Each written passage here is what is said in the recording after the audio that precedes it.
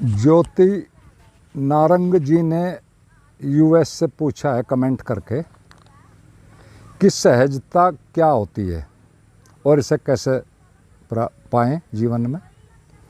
और एक दूसरा कमेंट भी आया सिल्की शर्मा जी का उस पहली वाली वीडियो के नीचे कि इसका सेकंड पार्ट भी बनाएं। तो उन्होंने पूछा कि सहजता क्या है। तो सहजता तो एक तरह से हमारे पूरे जीवन को स्वीकार भाव से देखने पर या स्वीकार भाव से महसूस करने पर जो एक तरह से मन मस्तिष्क की शांत और सजग स्थिति बनती है, एक तरह से वही सहजता है। और यदि हम जीवन को शांत सहज स्वीकार भाव में जीना शुरू कर देंगे तो फिर धीरे धीरे हमारा मन भी अंदर से, हमारा व्यक्तित्व भी वैसा ही होता चला जाएगा। और हमारे मन का जो चीज़ों के प्रति दृष्टिकोण है किसी भी तरह का, वही असली बात है। सब उसी में से, दुख भी उसी में निकलता है, सुख भी उसी से कठिनाई निकलती है, उसी से सहजता निकलती है। जो चीज़ें हम कठिन मान लेते हैं वो कठिन हो जाती हैं, जिन्हें हम आसान मान लेते हैं एक तरह से वो आसान हो जाती हैं। और एक ही चीज़ एक ही समय में एक आदमी के लिए कठिन होती है, दूसरे के लिए आसान हो जाती है वही चीज़। और सारी मनुष्यता के दुखों का जो कारण है एक तरह से, या जितने युद्ध हुए हैं उनके सिर्फ अलग अलग मान्यताएं तो हैं, सबके अंदर अलग अलग मान्यताएं हैं। फिर वो उनको दूसरे पर थोपना चाहते हैं, कहें ये चाहते हैं कि दूसरे भी उनको फॉलो करें। सारे तनाव का, युद्धों का, दुखों का यही तो कारण है। और ये जो मैं बातें कह रहा हूँ ये वैसे ही नहीं कह रहा हूँ, आप भी सब जानते हैं, मैं भी जानता हूँ, लेकिन ये वैज्ञानिक निष्कर्ष भी हैं। वैज्ञानिकों ने बहुत प्रयोग किए हैं इस तरह के। एक ही कक्षा में विद्यार्थियों के दो ग्रुप बनाए, एक प्रश्न दिया, फिर आधे विद्यार्थियों को दूसरे कमरे में बिठा दिया, एक को अलग कमरे में, एक को अलग। एक ग्रुप से कहा कि प्रश्न बहुत आसान है, तुम आराम से कर लोगे सभी लोग इसको। और दूसरे कमरे वाले विद्यार्थियों से कहा कि ये प्रश्न बहुत मुश्किल है, शायद ही तुम में से कोई कर पाए। और ध्यान रखना, परिणाम भी फिर बाद में वैसे ही आए। जिनको सहज का उनमें अधिकतर विद्यार्थियों ने उनको हल कर दिया, जिनमें कठिन बताओ उनमें बहुत थोड़े से गिने चुने विद्यार्थियों ने उनको एक तरह से किया। और इस तरह के बहुत परिणाम हुए, वैज्ञानिकों ने अलग अलग प्रयोग किए हैं। और हम अपने जीवन में भी देखते हैं, कुछ लोग बड़े आसान से उन्हीं चीज़ों को करते हैं, कुछ बड़ी मुसीबत हो जाती है कुछ लोगों के लिए वही चीज़ें। और यही नहीं, अभी कुछ समय पूर्व यूरोप में एक इसी तरह की और घटना घटी थी एक विद्यार्थी के साथ। एक विद्यार्थी अपने स्कूल में थोड़ा लेट हो गया सुबह। तो जैसे ही गया, जब तक वो स्कूल में गया, पहला घंटा था वो गणित का ही घंटा था पहले वाला, और वो स्टूडेंट भी गणित का ही था, एक तरह से गणित में उसकी रुचि भी थी। तो जैसे ही गया तो फिर उसने देखा कि घंटा तो आधा है। तो जैसे स्टूडेंट अक्सर करते हैं, वो धीरे से पिछले दरवाजे से ये देखा धीरे से कि टीचर क्या कर रहा है, टीचर ब्लैक बोर्ड पे कुछ कर रहा है। तो धीरे से पिछले कमरे से घुसकर अंदर बैठ गया। आधा घंटा जा चुका था, 20 मिनट का, लगभग 40 मिनट का घंटा होता है। तो उसने कुछ उस पर लिखे थे, एक सवाल लिखा था, दूसरा प्रश्न भी लिखा था, और उसने फ़ौरन से चुपचाप पीछे की तरफ बैठा था। जो उस पर लिखा था ब्लैक बोर्ड पे, पहले वाला प्रश्न भी लिख लिया, दूसरा भी लिखा, और फिर घंटा समाप्त होगा धीरे धीरे। और टीचर चला गया कि भाई ये इसको कर लाना, होमवर्क को चला गया। तो उसे पता था कि होमवर्क है। घंटा दूसरा आ गया, कोई बात नहीं, बात आई गई हुई। 2-4 दिन बाद या वीकेंड में सब विद्यार्थियों की काफ़ी ली गई, कापियाँ, और उनको होमवर्क को चेक किया गया। अगले दिन या उससे अगले दिन अध्यापक ने सबकी कापियाँ लौटा दी, लेकिन उस लड़के की कॉपी नहीं लौटाई। उसने कहा भी 1-2 बार कि सर मेरी कॉपी, तो अध्यापक ने कहा कोई बात नहीं, लौटा देंगे अभी 1-2 दिन में। और फिर हुआ क्या, 2-4 दिन बाद चपरासी कमरे में आ, उसने कहा कि फला नाम के लड़के को प्रिंसिपल साहब अपने ऑफिस में बुला रहे हैं। वो लड़का गया, कुछ तो पहले ही परेशान था, उसकी कॉपी नहीं दी गई थी। उसने सोचा कि ज़रूर कुछ गड़बड़ है मामला, इसीलिए मेरी कॉपी नहीं दी जा रही, शायद कुछ पनिशमेंट होगा क्या होगा। लेकिन वो गाँव देखता क्या है कि वहाँ प्रिंसिपल साहब बैठे हैं और फिर वो गणित के टीचर भी बैठे हैं और 2-4 और भी लोग बैठे हैं जिनका बारे में उसे इतनी जानकारी थी कि वो गणित के विशेषज्ञ हैं। और एक कुर्सी खाली पड़ी है, प्रिंसिपल ने कहा कि आप इस पर बैठिए। वो लड़का थोड़ा झिझका प्रिंसिपल के सामने या अपने अध्यापकों के सामने बैठना, लेकिन जब उन्हें कहा कि बैठो तो बैठ गया। फिर उन्होंने पूछा कि ये प्रश्न जो तुमने हल किया है, ये पहले वाला प्रश्न जो ये होमवर्क दिया था 2-3, ये तुमने कैसे हल किया। तो उस लड़के ने सिर्फ इतना कहा, जी मैं कैसे क्या बताऊं, जैसे होमवर्क करते हैं ऐसे ही मैंने किया, इसको भी हल किया, दूसरे वाले को भी हल किया है। तो उन्होंने बहुत पूछा कि उसने इतना ही बता कि ये मैं जैसे होमवर्क करता हूँ वैसे मैंने हल किया है। जबकि सच्चाई ये थी जो उसके आने से पहले टीचर ने और लड़कों को बताई थी, वो प्रश्न लिखा पहले वाला, कि ये दुनिया का ऐसा प्रश्न है जिस पर सारी दुनिया के गणितज्ञ अटके हुए हैं, कोई भी इसको हल नहीं कर पाया। और फिर उसके बाद होमवर्क वाला दूसरा दे दिया। उसे ये बात सुनी नहीं थी क्योंकि वो आधे घंटे बाद गया था। उसने उसको भी होमवर्क समझ कर ही हल कर दिया। और फिर उन्होंने उसको बताया कि ये इस तरह का प्रश्न है और ये बड़े बड़े गणितज्ञ भी बैठे हैं 1-2, इसको कोई आज तक हल नहीं कर पा, सारे गणितज्ञ इसी पर अटके हैं और कुछ नहीं कर पा रहे इस प्रश्न के साथ, और आपने बड़े आराम से बिल्कुल सही हल कर दिया। फिर उसको वो जो भी उनकी फेलोशिप होगी किसी कमेटी वगैरह की उसमें लिया गया, जो भी हुआ। तो मतलब कहने का मेरा सिर्फ एक ही है कि कभी कभी तो हम सहज से ऐसी सहज उसमें अवस्था में ऐसी चीज़ों को भी कर देते हैं जो बहुत ही एक तरह से ज़्यादा जटिलतम होती हैं, एक तरह से चमत्कार जैसी चीज़ें होते हैं। विज्ञान के बहुत आविष्कार इसी में सहज सहज मैं यहाँ उन पर ज़्यादा नहीं बताना चाहता, आपने भी पढ़े होंगे। सहज होने में अस्तित्व उन्हीं लोगों को अपने रहस्य खोलता है जो सहज होते हैं, शांत होते हैं, निर्विचार अवस्था में होते हैं। प्रकृति उनको अपने सारे रहस्य खोल देती है सहजता में।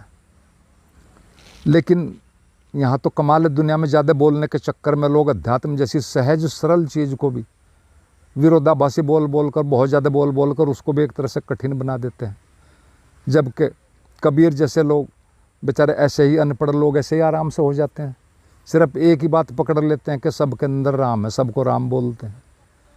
तो जीवन में सहजता का एक अपना ही अलग अर्थ है। तो जीवन की तो सीधी यही बात है, उन्होंने सहजता पूछी है कि हर बात को, हर घटना को जीवन की जब भी हम यश के भाव में लेते हैं, स्वीकार भाव में लेते हैं और मानते हैं कि जो सामने वाली चीज़ है या व्यक्ति है कुछ भी है उसकी भी उतनी जरूरत अस्तित्व में जितनी कि हमारी है इस जगत में, तो फिर मन में एक शांति उतरने लगती है। हमें ये एहसास होने लगता है कि दूसरा भी वही जो हम सब एक ही उसके जुड़े हुए हैं, एक ही बेल से। और सारी अशांति का कारण सिर्फ एक ही तो है कि लोग हमारे हिसाब से नहीं चल रहे। यही तो अशांति है सारी, चाहे वो परिवार नहीं चल रहा, चाहे कोई मित्र नहीं चल रहे, या दुनिया नहीं चल रही, कोई भी नहीं चल रहा। हमारा एक अहंकार अंदर कहीं गहरे में ये चाहता है कि सारे जगत को मेरे अनुकूल होना चाहिए, मेरे हिसाब से चलना चाहिए, क्योंकि मैं ही तो पूरी तरह सही हो सकता हूँ। और इसी भाव का नाम अहंकार है। और जो इसके विपरीत स्वीकार भाव में, समर्पण भाव में जीते हैं एक तरह से, या जीना कहो, वो जो इस प्रोसेस है वही एक तरह से निरअहंकार है। निरअहंकार का तो मतलब बड़ा सीधा साधा है कि मैं नहीं तू, सब कुछ तू ही तू। और ये अध्यात्म का सबसे बड़ा कीमती सूत्र है, सब कुछ तू ही तू। कहीं भी जाओगे यही पाओगे, हर धर्म की गहराई में। और यही सबसे बड़ी बुद्धिमत्ता भी है जीवन में व्यक्ति की, क्योंकि ये तथ्य है, ये यूनिवर्सल फैक्ट है, शाश्वत तथ्य है, सत्य है। लेकिन अहंकार के कारण ही हमारे अंदर हमेशा एक भाव चलता रहता है कि चीज़ें मेरे पास ज़्यादा से ज़्यादा होनी चाहिए ताकि लोग मेरी तरफ देखें, मुझे माने, मुझे जाने मैं कुछ हूँ। बस इसी भाव से मनुष्य हमेशा तनावग्रस्त रहता है, वरना जीने के लिए तो बहुत थोड़ी चीज़ों की ज़रूरत पड़ती है। और इस अधिकता की कोई फाइनल लिमिट तो कहीं है नहीं। मन तो कभी भरता नहीं, हम सबको पता है, उसकी कोई लिमिट भी नहीं है। हम न धन में कहीं रुकते हैं, ना पद में रुकते हैं। और एक सर्वे में तो एक बार बड़ा अजीब एक तथ्य निकल कर आता, अभी कुछ समय पहला आता हो, कि व्यक्ति धन बढ़ने से खुश होता है, कि उसकी खुशी बढ़ती है धन के साथ। ये फैक्ट है, कोई बात नहीं। लेकिन उस सर्वे में एक अजीब बात आई कि $10 मिलियन के बाद ये खुशी बढ़नी बंद हो जाती है। लेकिन व्यक्ति तो उसके बाद भी अहंकार वश का हो या प्राचीन आदत वश की ज़्यादा से ज़्यादा इकट्ठा करना है, मन को अति पर जाने की आदत है, और फिर वो फिर भी लगा ही रहता है, क्योंकि बात वहाँ ज़्यादा की है ही नहीं, बात तो अहंकार की है। दिखाना है कि मैं देखो नंबर 1 हूँ दुनिया में, चाहे वो पद है धन है। और ये आदत धन पद आदि में तो चले फिर तो फिर भी ठीक है, ठोस चीज़ें कोई ज़्यादा हानि नहीं, बल्कि ज्ञान के नाम पर जो हम अनावश्यक जानकारियाँ एक तरह से मस्तिष्क में मन में भर लेते हैं, वो बहुत नुकसान करती हैं। वहाँ कोई चीज़ मिटती नहीं है, हम भरते रहते हैं, सब जाती रहती हैं, और फिर जब वो इकट्ठी हो जाते हैं फिर हम अंदर से कंपित रहते हैं, बाहर से सुखी भी कोई कमी भी नहीं लगती, अंदर फिर भी उतना ही दुखी। वहाँ वो बहुत ज़्यादा नुकसान करती हैं, क्योंकि वो सीधे धीरे धीरे जब हम रोज़ उन चीज़ों को करेंगे तो वो मन की गहराइयों में अवचेतन में जाकर एक तरह से जम जाएंगी। और चूंकि हम विरोधाभासी चीज़ें इकट्ठी करते हैं, जीवन ही विरोधाभासी है, जीवन का नेचर है विरोधाभासी होना, तो हम सारी चीज़ों विरोधाभासी अंदर जाएंगे तो फिर वो ऑटोमेटिक ही तनाव हो जाएगा, वहाँ कुछ करने की ज़रूरत भी नहीं है। विरोधाभासी चीज़ों का एक साथ रहना ही एक अपने आप में तनाव है। बस इतना कि वो सूक्ष्म है, हमें मन के बारे में पता नहीं है, हमें दिखाई नहीं देता, हम इतने अवेयर नहीं हैं सूक्ष्म चीज़ों के प्रति, अपने मन के प्रति कहो। और आप दुनिया को अगर देखोगे, दुनिया में जो बड़े प्रसिद्ध लेखक हुए, कवि हुए, चित्रकार, अभिनेता हुए, और यहाँ तक के मनोवैज्ञानिक भी जो मन के ऊपर ही विशेषता लिए हुए हैं, उनकी अगर जीवनी आप पढ़ोगे तो पाओगे कि उनमें से 90% या तो पागल हुए या सुसाइड किया। और पैसे के हिसाब से देखें तो मनोवैज्ञानिक एक पैसे की परसेंटेज के हिसाब से ऑक्यूपेशन की सबसे ज़्यादा सुसाइड करते हैं। ये मैंने बहुत पहले एक फैक्ट पढ़ा था, जबकि मुझे भी ये बड़ा आश्चर्यजनक लगा था। यानी जो मन के विशेषज्ञ हैं वही गड़बड़ कर रहे हैं खुद ही अपने लिए। तो ये इस तरह की चीज़ें हैं, अति हर चीज़ की बुरी है। अति में फिर आदमी गलत चीज़ें इकट्ठी कर लेता है, जबकि कबीर जैसे लोग भी इस दुनिया में अनपढ़ बहुत लोग हुए हैं, वो सीधे अनपढ़ लोग हैं, बड़े आराम से जिए हैं, लंबी उम्र जिए 120 तक, और शांति से मरे हैं, और उनकी सीधी सादी बातें हैं सारी की सारी। और उनका तो एक ही बात थी, साधो सहज समाधि भली। वो समाधि भी सहज ही में घटती है, जब भी घटती है तो वो सहज जीवन के एक तरह से एक आदर्श थे कबीरदास। और भी इस तरह के लोग हुए, मैं तो ये थोड़ा सिर्फ समझाने के लिए ये बातें कह रहा हूँ। तो एक तरह से ये जो ज़्यादा इकट्ठा करने वाली आदत है, एक तरह से इसमें हम कुछ आदतवश गलत चीज़ें भी पकड़ लेते हैं, चूँकि हमें इतनी अवेयरनेस है नहीं, हम तो एक ही उस दिशा में कि ज़्यादा से ज़्यादा, और फिर जीवन भर वो चीज़ें जो गलत अंदर चली जाती हैं या गलत आदतें बन जाती हैं, वो हमारा फिर पीछा नहीं छोड़ती, हमें फिर अंदर ही अंदर परेशान करती हैं, चीज़ें समझ में नहीं आती क्या हो रहा है। जबकि जीवन का आधार संतुलन है, हम सब जानते हैं जीवन का आधार संतुलन है, चाहे यूनिवर्सल स्तर पर देखें या सामाजिक या अपने पारिवारिक या कहीं भी, जीवन का आधार संतुलन है। और मनुष्य मन का नियम हमेशा अति पर जाना है, और ये दोनों फैक्ट हैं। हमें इन दोनों को समझ कर ही अपने जीवन को में अप्लाई करना चाहिए। यानी एक को अपनाना है संतुलन को, और एक से सावधान रहना है मन की अति से। दोनों तथ्य हैं, एक को अपनाओ, ज़्यादा से ज़्यादा अपनाओ, और एक से सावधान न हो हमेशा। लेकिन आध्यात्मिक और बुद्धिमान जो लोग होते हैं वो इस तरह की गड़बड़ियाँ या इस तरह की भूलें अक्सर करते हैं। मनोजनित जो है समस्याएं हैं 2-3 उनकी, जो कि उन्हें फिर एक तरह से साफ साफ समझ लेनी चाहिए, तो उसमें उनको काफ़ी आराम रहता है, या काफ़ी चीज़ों से बच जाते हैं बेवजह की समस्याओं से। और इनमें पहली है कि ज़्यादा से ज़्यादा जान लेने की जो ये आदत है, इसके कारण यानी कहो मन की अतिवादिता का जो शिकार है वो लोग हो जाते हैं, ज़्यादा जानना। और इसमें वैज्ञानिक, बिजनेस मैन ये लोग तो करें तो ठीक भी है, लेकिन एक शांत सुखी जीवन जीने वाले के लिए या मोक्ष के मुक्ति के साधक के लिए तो ये बहुत घातक तरह की चीज़ें हैं। उन्हें तो अपनी नेचर के हिसाब से, नेचर क्या है हमारे मन की मुख्य, उसके हिसाब से अपने उद्देश्य को स्पष्ट रखकर मन में फिर ही अपना सेटिंग करना चाहिए, अपने जीवन का स्टाइल रखना चाहिए। किसी की नकल करने की ज़रूरत नहीं है, अपने हिसाब से चलो, अपनी क्षमता, अपनी ज़रूरतें, अपना उद्देश्य, अपनी नेचर। और इस सारी बात को अगर शॉर्ट में कहें, इसका एक और भी दूसरा तरीका समझने का मैं वो भी समझा दूं, कि हमें अपने मन को समझना चाहिए, न कि मन के फैलाए हुए जाल को। जड़ पर काम करो, जड़ को समझो। पत्ते काटने से या उनको गिराने से कुछ नहीं होगा, नए निकल आएंगे। ऐसे ही मन है, मन के नियम समझो, उसके फैलाए जाल में मत समझो, क्योंकि वो तो जाल बनाने में एक्सपर्ट है। आप एक चीज़ को समझ भी नहीं पाओगे, कुछ हल भी नहीं कर पाओगे, दूसरी चीज़ें तब तक पैदा कर देगा। सिर्फ उसके काम करने का ढंग समझो और उसे प्राइमरी स्टेज पे शुरू में ही रोको, वहीं तो उसके मालिक बनोगे। ये एक तरह से एनालिटिकल चीज़ है, मैं आपको बता रहा हूँ। तो ये हमेशा एक तरह से ध्यान रखो। और जीवन का एक और भी सूत्र है, कहावत भी है कि स्मॉल इज़ ब्यूटीफुल। जितना थोड़ी चीज़ को जड़ पर काम करोगे वो छोटा है, उसमें वो सुंदर है, उतनी चीज़ को कवर करना आराम से है। उसमें आप बहुत कुछ कर सकते हैं। अगर बेवजह की चीज़ें करके बहुत बड़ा चीज़ें इकट्ठी कर ली तो उनमें कुछ भी नहीं आएगा, आप समझ भी नहीं पाओगे। इस पर मैंने पहले भी एक वीडियो बनाई थी, उसका भी लिंक मैं नीचे डालने कोशिश करूँगा, डालूँगा। उसका नाम भी इसी तरह का था, मोर डिटेल मोर झूठ। वो इसी विषय पर थी मात्र। तो पहली बात तो यह है कि अति में नहीं जाना है, मन की इस चाल से हमेशा सावधान रहना, और वो हर चीज़ में करता है काम। तो पहली तो बात यह है कि आध्यात्मिक या बुद्धिमान लोगों को मन की इस आदत के प्रति एक तरह से सजग होना चाहिए। दूसरी है कि किसी भी तरह की भाव या आवेश की स्थिति में कभी भी जीवन में कोई भी निर्णय नहीं लेना चाहिए। हमेशा जब भी अपने जीवन संबंधी, अपने कैरियर संबंधी या परिवार की किसी समस्या संबंधी कोई निर्णय लें तो हमेशा शांत और पॉजिटिव मन स्थिति में एक तरह से निर्णय लेना चाहिए। और ध्यान रखना, भाव से बुद्धि हमेशा श्रेष्ठ है। बुद्धि बल सर्वश्रेष्ठ बल है दुनिया का।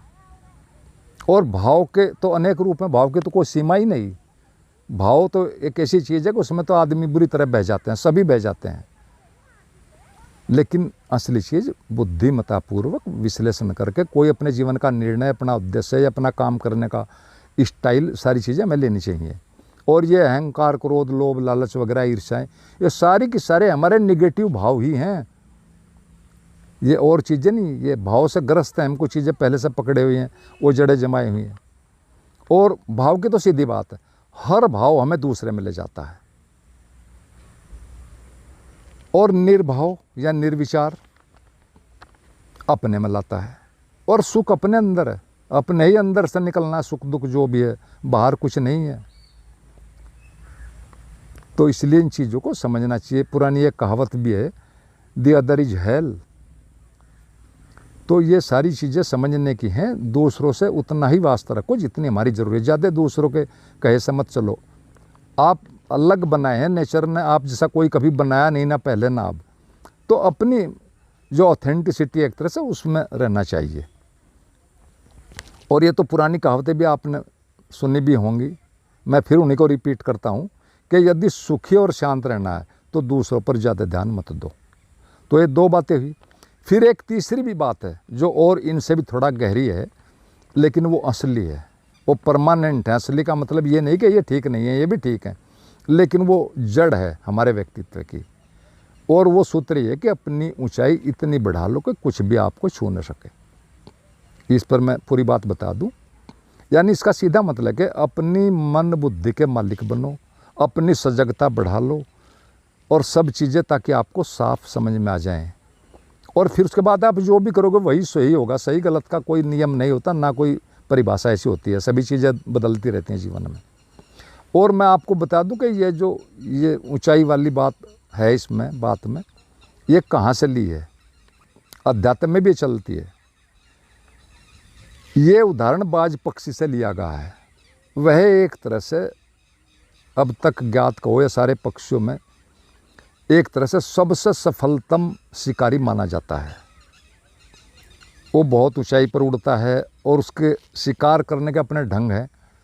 वो बहुत ही अजीब ढंग से, उसके जीवन की बहुत बातें ऐसी हैं जो एक तरह से बहुत अद्भुत है। लेकिन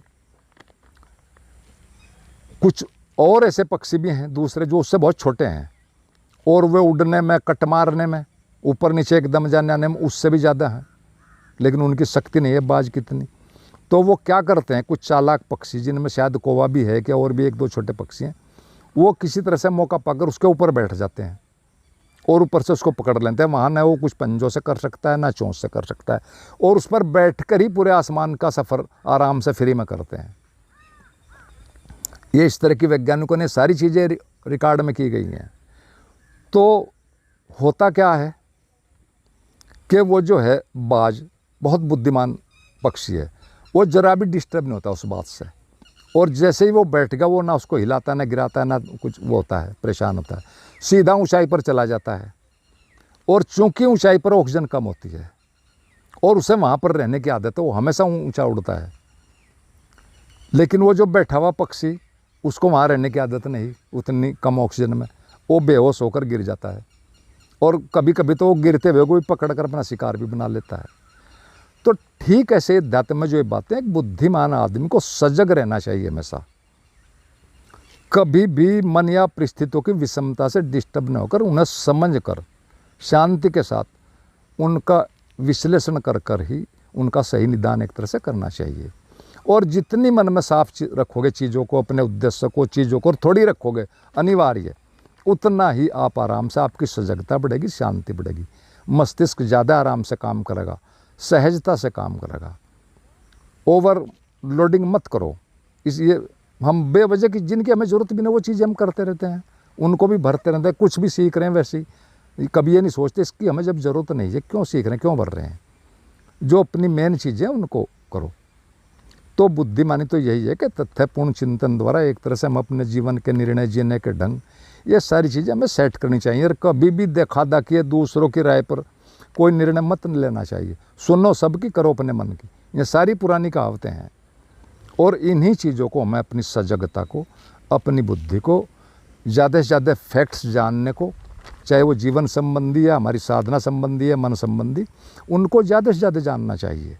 और जो चीज़ अपने अनुभव में आएगी, अपना ज्ञान ही, अपना अनुभव ही असली चीज़ है, वही समय पर काम आता है। और ये तो फिर मैं एक छोटा सा वो सुना दूं। पहले से ये कहावत चली आती है गांव में, बाहर का तो पता नहीं, कि विद्या कंठ पैसा गंठ। पहले लोग गांठ में पैसे रखते थे जब रुपए चलते थे। जो अपने पास रुपया है वही अपना है, जो अपनी गांठ में है। और विद्या ज्ञान वही है जो हम जानते हैं, जो हमारे अंदर परफेक्ट रटा हुआ है बिल्कुल, जिसको हम कभी भी यूज कर सकते हैं। विद्या कंठ पैसा गंठ। तो ज्ञान तो अपनी प्रैक्टिस से, अपने यूज करने से ही आया हुआ है। फिर मन उसको फ़ौरन जब भी उसकी ज़रूरत होगी फट कर लेगा, फ़ौरन उसको यूज कर लेगा। तो ये बड़ी सिंपल सी चीज़ें हैं, इनको, इन पर सोचो, बार बार इस चीज़ों को पढ़ो। तो आशा है थोड़ा जो पूछा था मित्रों ने वो कुछ चीज़ें हल हुई होंगी। फिर भी यदि कोई मित्र कुछ पूछना चाहे तो पूछ सकता है कभी भी मोबाइल पर। आपने सुना, बहुत बहुत धन्यवाद सभी मित्रों का, और अंत में सभी को मेरा प्रणाम।